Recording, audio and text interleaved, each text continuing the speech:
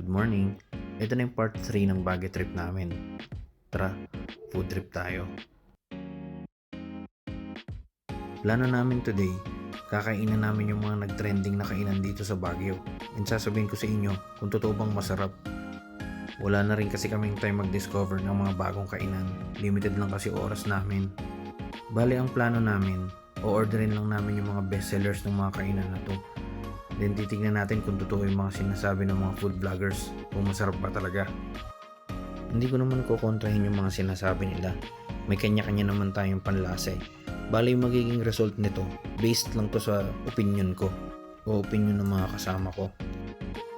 First time lang din namin kakain sa mga kainan na to, kaya wala talaga kaming idea kung anong lasa ng mga pagkain nila. Unang pupuntahan natin, syempre Session Road. Sa tinagal-tagal kong nagpupunta ng Baguio, first time ko lang nakapag-park dito sa Session Road. Yan, saktong-sakto sa gitna. Kaso ang layo pala nung unang kakainan namin, akala ko malapit. From Session Road, naglakad lang kami papuntang market.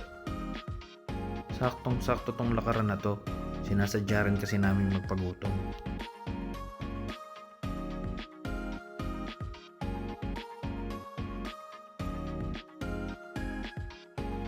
Since nandito na rin kami sa market, dumaan na rin kami dito kay nanay.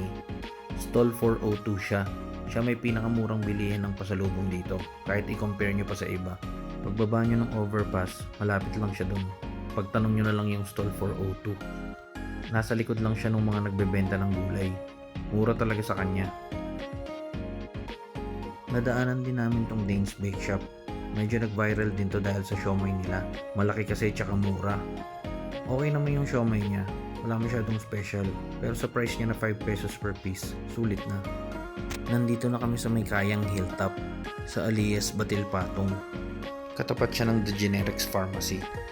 Masarap yung pansit Batil Patong nila dito. Kalasa siya nung nakainan namin sa Cagayan before.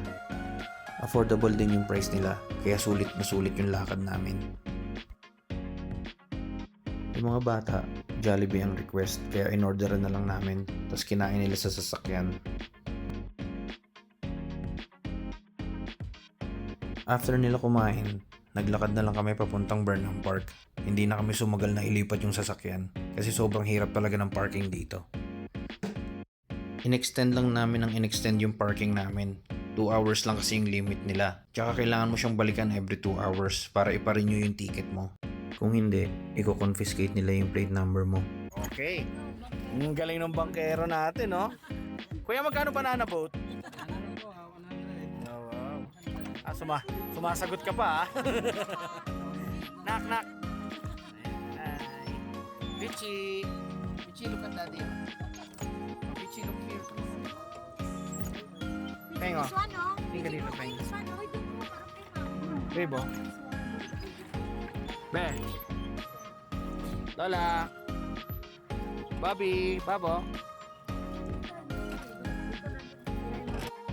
Buti na lang may bankero na kami ngayon. Dati kasi ako lang lagi nagsasagwan, kaya sumasakit lagi yung mga braso ko. Sa mga ganitong activity lang, sobrang nag-e-enjoy na yung mga bata. Yun naman ang importante, kung saan sila masaya. After mag-boat, syempre bike. Yung favorite ni Mochi tsaka ni Pochi. Mababaw lang kaligayahan ng mga anak ko. Hindi mo sila kailangang gastusan ng sobra para mapasaya mo sila. Yung mga simpleng bagay na to, babaunin nila hanggang sa pagtanda nila.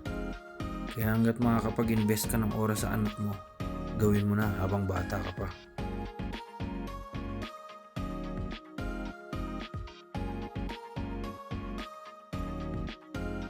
After mag-bike, dito na kami nag-lunch sa Cathy's Fast Food. Maganda review nito online, kaya sinubukan namin. Ayan yung menu nila, pause nyo na lang. Ito daw yung best sellers nila, lechon rice tsaka buttered chicken. Masarap yung lechon rice, sakto yung timpla niya. Yung buttered chicken, medyo nakapalan lang ako sa breading. Okay lang din yung timpla niya. I suggest half lang orderin nyo kung gusto nyo matikman. Hanggang dito na lang muna. May next video pa yung second day natin. Abangan nyo na lang sa part 4. Salamat sa panonood.